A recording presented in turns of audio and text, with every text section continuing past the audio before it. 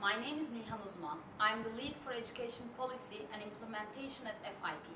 Today we are here at the FIP-UNESCO UNITWIN 2019 meeting in Kenya, co-organized by FIP member Pharmaceutical Society of Kenya and supported by the Sphere Kenya-Nottingham Partnership Project. Our meeting has started a multi-stakeholder conversation on the regional needs and priorities in pharmacy education and workforce in Africa. Let's hear the key messages delivered by our African pharmacy colleagues.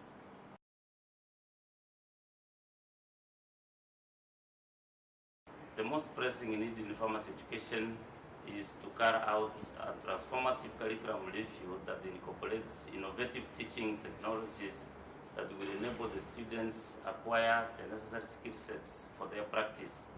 This, of course, requires enhancement of the academic capacity, the training facilities, and a robust experiential learning framework. The graduates so produced will possess the desired competences to fulfill the health needs of Kenya and the region.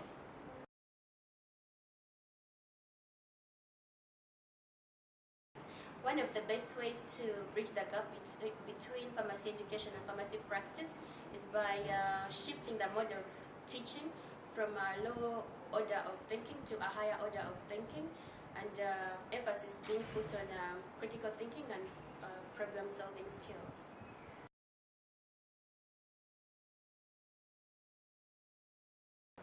So I'd like to thank FIP for having concern on the students' opinions.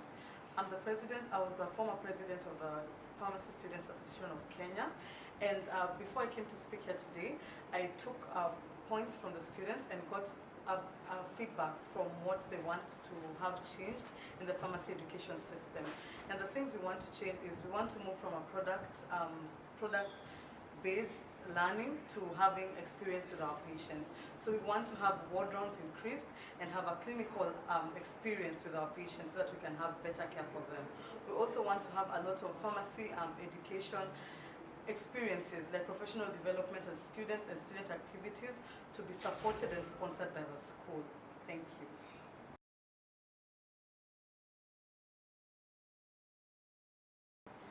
In order to identify the workforce gaps in the pharmacy practice, there's need for workforce intelligence, which is involved in finding out the missing competencies so that curriculum is developed to address those competencies and close those gaps. For pharmacists to be able to do all the various roles which are expected of them.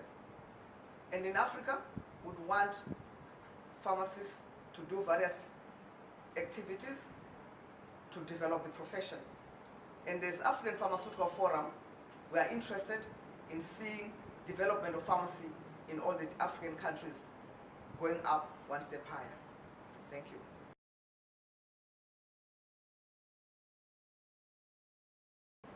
Pharmacy training in West Africa is quite a very dynamic process, and then there's a wide gap between what we learn in the university at the education level and then the practice itself.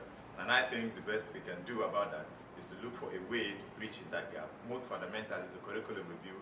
Second to that is the residency, maybe the experiential component of it, whereby the pharmacists will have the opportunity to get exposed to the challenges of our time, get exposed to the patients, and most fundamental also is to brief their confidence level when it comes to interaction with the patients and other professionals.